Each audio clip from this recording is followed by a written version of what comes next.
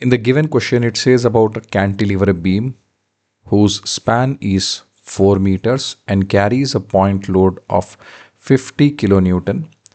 And for this given situation, a shear force and bending moment diagrams are to be drawn. So here in this problem, we find the point load is applied at the free end, which is a standard case. So let me just draw the loading diagram. So this will be the fixed end, and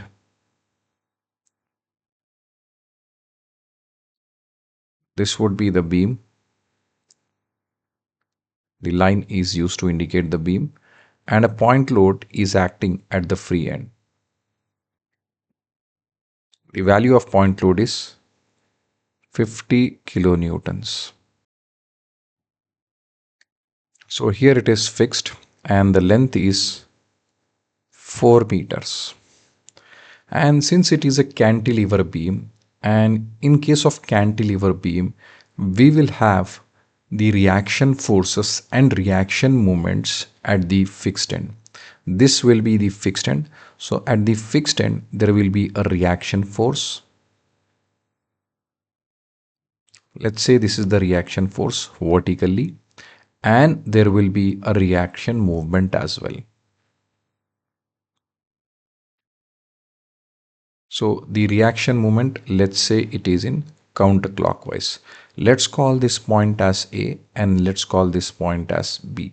So this will be RA, reaction force, and M subscript A is the reaction moment.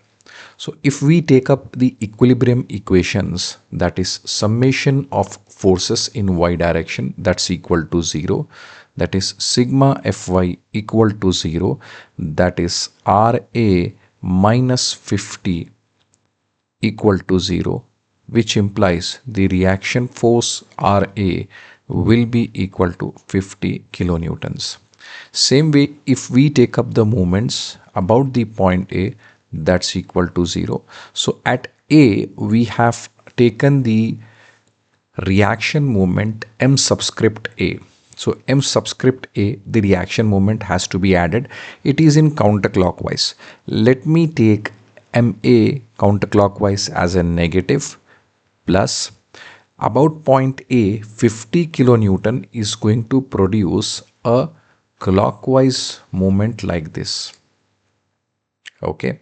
So now this would be 50 into perpendicular distance would be 4, and this is equated to 0. So MA will be equal to 50 into 4 is 200. So this becomes 200 kilonewton meter. That is the value of the reaction moment. Now we need to do the shear force calculations. So for shear force calculation, here let's begin with the point A. Shear force at A. So here we need to follow some conventions. If we are moving the section, this section here we need to consider at the, let's say somewhere on the beam, this is referred as some random section XX, and it is measured as a distance of X from the point A, and it could be also taken up from the point B. There is nothing wrong how you measure this, how you place the section. By measuring its distance from the right hand or left hand, that doesn't matter. So here some conventions we need to follow.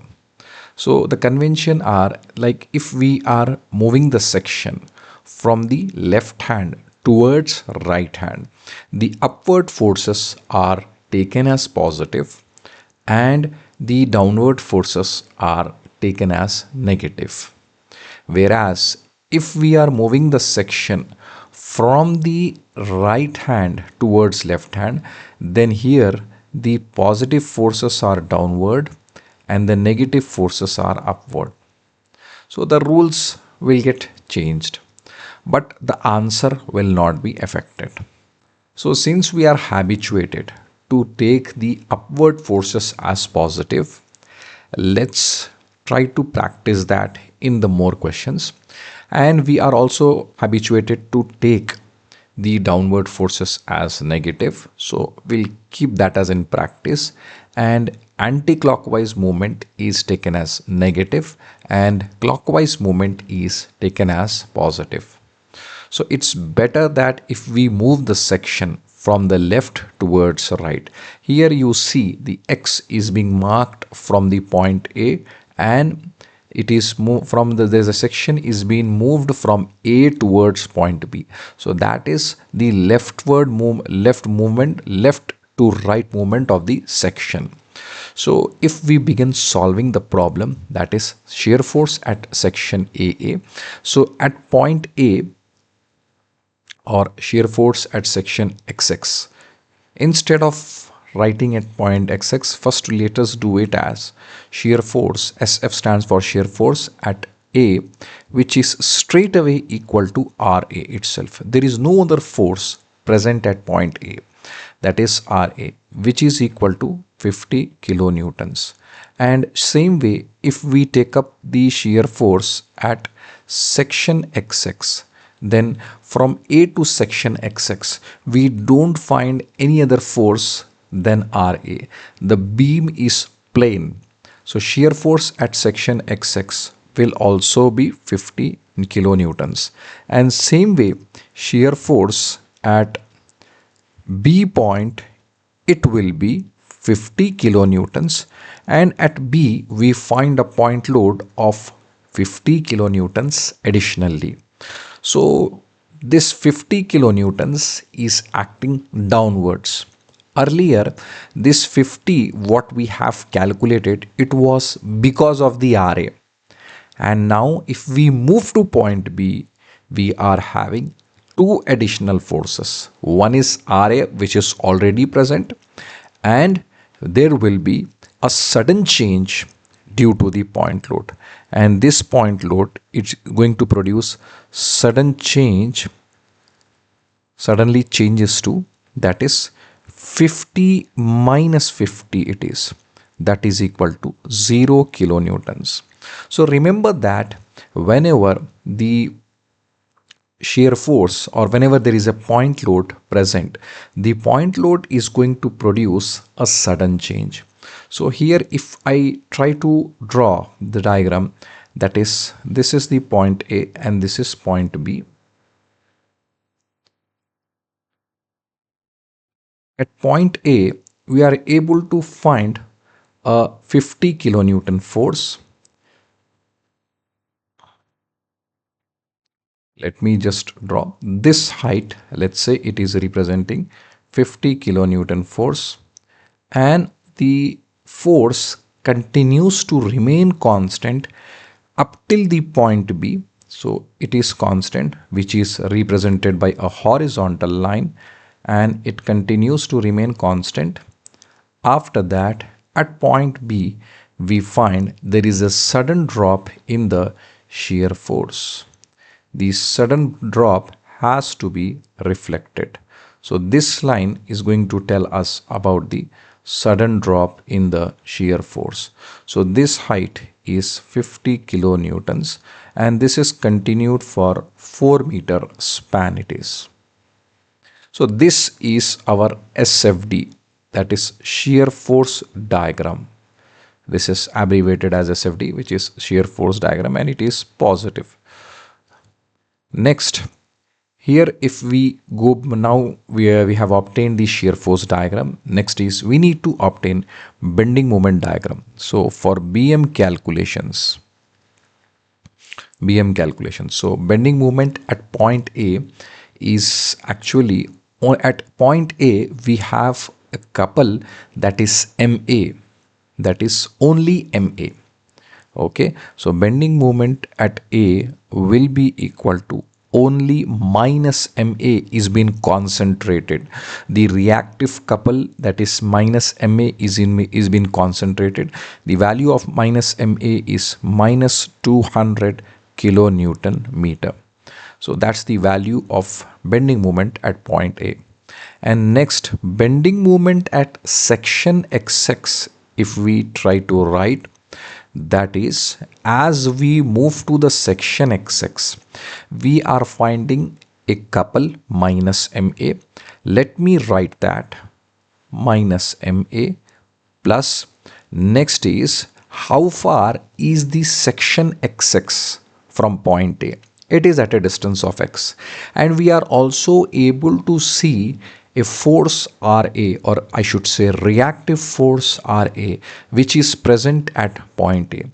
Even Ra produces moment. Okay, so if it see Ra is passing through point A, so it is not going to produce any moment. As we move away from the point A or the fixed end, we see the Ra has the capability to produce the turning effect or to produce the couple here. So how far is Ra? Ra is at a distance of x from the section XX. So this is minus Ma plus Ra is going to produce clockwise moment minus Ma plus Ra times of x. So this becomes minus 200 plus Ra is 50 into x it is. So here we find the bending moment diagram analogous to our point slope form, that is y is equal to minus c plus mx. So here 200 is similar to minus c and m is similar to 50. So the slope of the line is actually 50. So if we try to draw, it is going to be a straight line which is having some slope. Earlier it was a straight line with no slope. We have drawn only a horizontal line. So now let me just draw. This will be the BMD diagram, and the bending moment at the point A will be 200. This line is representing 200, and yeah, this is 200 kilonewton meter, and from here the bending moment is going to have a positive slope. So it is negative, this is negative value, and from here onwards it is going to have a positive slope. And if we reach to point B, that is bending moment at point B, that is x equal to 4 meters. So we can recall this equation, that is bending moment at B is equal to minus 200 plus 50 into 4 it is. This is 0. So now here if we draw the bending moment, at A it is maximum, and at B it is becoming 0. So here I need to close it at B. So let me just align it properly. Yeah. This is at B. At B, this becomes 0. This is A, and it is a negative bending moment. So this is a very standard case of cantilever beam carrying a point load.